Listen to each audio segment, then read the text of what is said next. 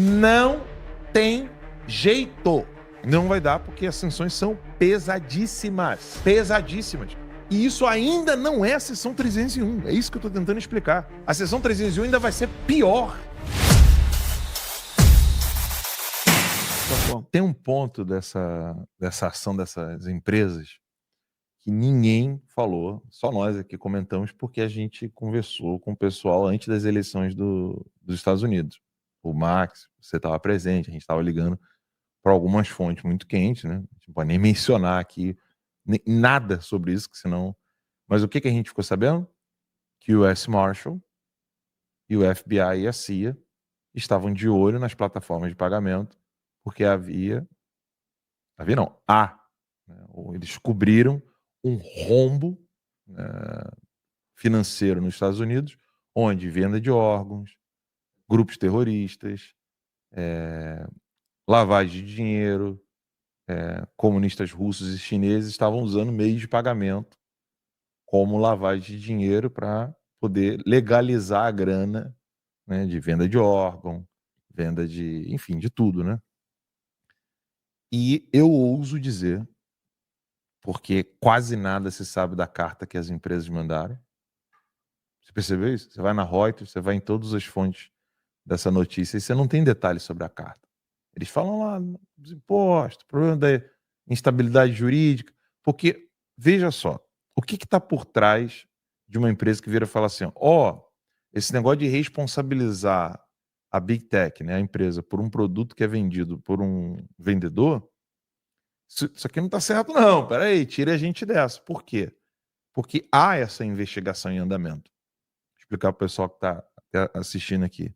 O que os caras fazem? Imagine que um grupo terrorista precisa tirar dinheiro de um lugar e levar para outro. Por exemplo, você precisa levar o dinheiro de alguma maneira lícito para o Irã, para o Hamas, ou então para o Líbano. Você tem que levar para o Hezbollah, ou para a Al-Qaeda, ou no grupo de narcotráfico. Você não tem como enviar esse dinheiro do nada. Esse dinheiro não pode cair na sua conta, então ele precisa ser lavado. O que é lavagem de dinheiro? A origem é ilícita, você esquenta aquele dinheiro, faz com que aquele dinheiro vire ilícito, e aí você pode começar a jogar esse dinheiro para qualquer lugar. E aí você dá a justificativa, vende um livro, vende um boné, vende muitos bonés, ou vende um curso, ou vende alguma coisa. Os caras estavam usando esse mecanismo e eles falam não disso na carta para o Trump. Eles mencionam que há um problema com meios de pagamento. Ou seja, o Brasil hoje, eu ouso dizer que é um paraíso de lavagem de dinheiro de grupos terroristas, narcotraficantes e mercado negro. Então, quando essas Big Techs entraram na briga da seção 301, há uma thread antiga minha, antiga que eu digo assim, deve ter uns 2 meses, né, Max? Que eu coloquei isso, falei assim, a seção 301 será problemática para o Brasil, e muita gente ainda nem sabe o que isso significa, que essa investigação desse setor americano, que hoje é o único escritório que seria como se fosse a diplomacia americana no Brasil, porque o Brasil está sem embaixador, esse é o único escritório, e essa carta foi enviada para eles, para que ela tivesse como destino tanto o DOJ, de alguma maneira, né, de tabela ali, mas diretamente para o Departamento do Tesouro. Muita gente está envolvida nisso, mas muita mesmo. É muito dinheiro envolvido, nós estamos falando de bilhões de dólares, não são milhões, são bilhões de dólares, e vai pegar muita gente. O Pedrão achou aí, ó. Essa é a thread. Ó. O Brasil é o novo paraíso de terroristas e narcos digitais. Os Estados Unidos querem saber. Tem como pegar a data, Pedro? Pedro achou aí, ó. Tudo começa com uma investigação silenciosa, mais poderosa, a seção 301. 29 de julho de 2025. 29 de julho. Então eu fiz essa thread aí explicando, né? Quem quiser depois leia lá. Obrigado, Pedro, por ter resgatado aí. Então tem um mês, então. Vai fazer um mês. Não, um mês hoje é dia 25. É 29, né? É 29? É 29.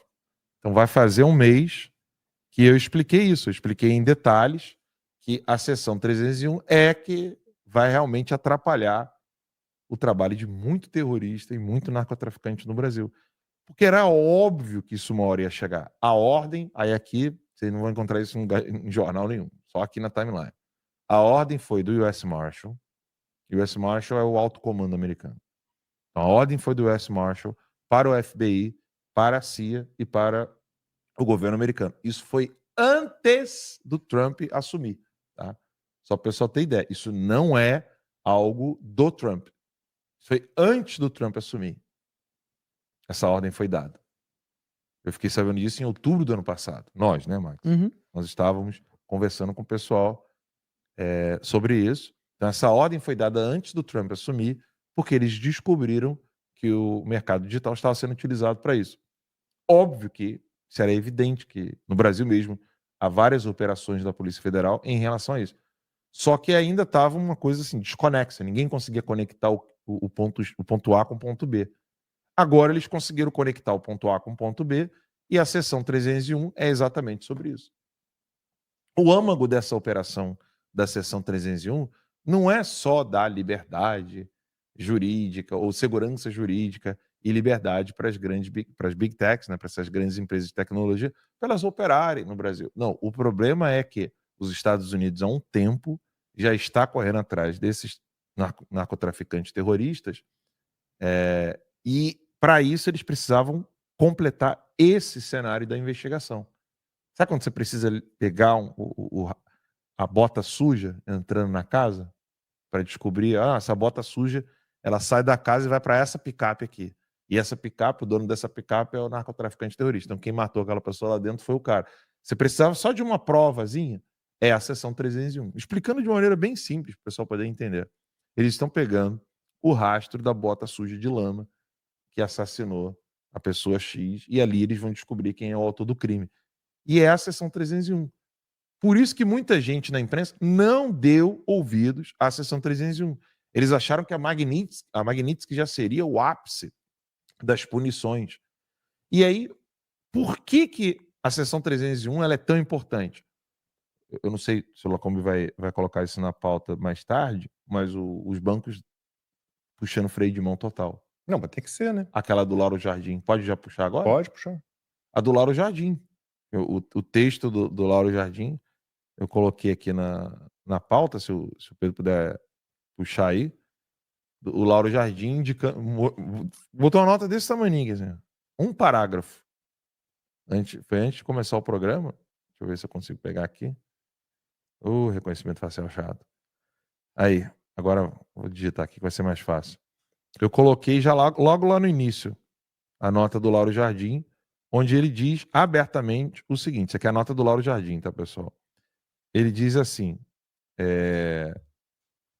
aturdidos com a lei Magnitsky, alguns ministros do Supremo tentaram convencer os grandes bancos a entrarem no circuito para negociar com o governo dos Estados Unidos e não apertarem o torniquete na aplicação das sanções.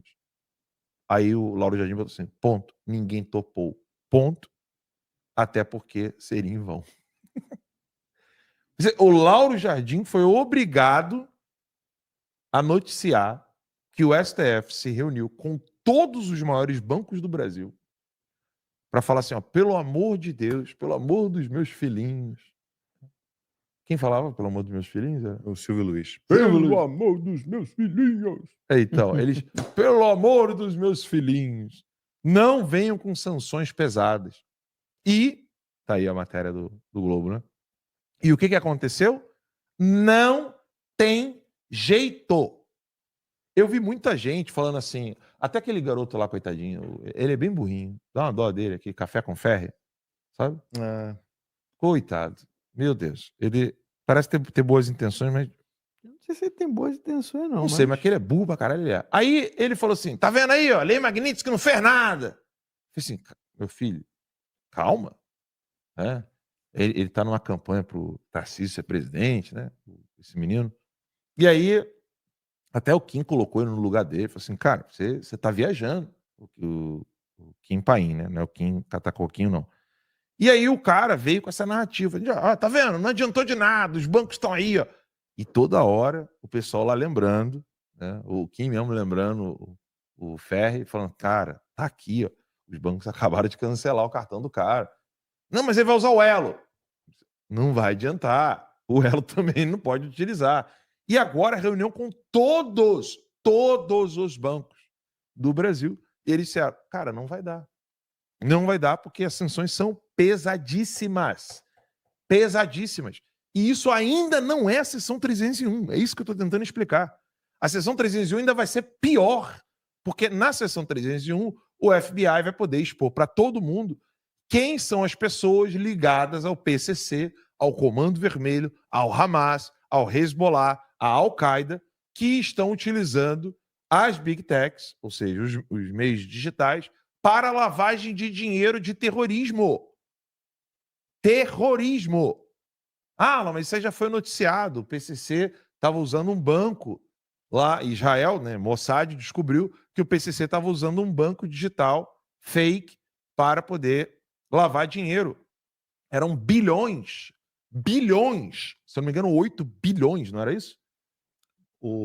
A multa? Não, o que o banco estava movimentando. Ah, não, porque em relação às sanções, se não forem respeitadas, as sanções secundárias aos bancos que não respeitam, elas são bilionárias, como já citei aqui o do Sim. BNP Paribas. Mas esse banco fajuto não é nessa faixa aí. Então, aí por que Quebra eles... tudo, Figueira. Por que eles estão desesperados? É importante mostrar, por isso que os bancos no Brasil estão desesperados quando nós noticiamos aqui que as pessoas estão atentas a isso. Os bancos estão desesperados. Eles não vão poder sair da lei Magnitsky. Tanto é que o Lula contratou um escritório aqui nos Estados Unidos. Saiu no Estadão. O Lula contratou um escritório aqui nos Estados Unidos para poder reverter isso por meio de censura.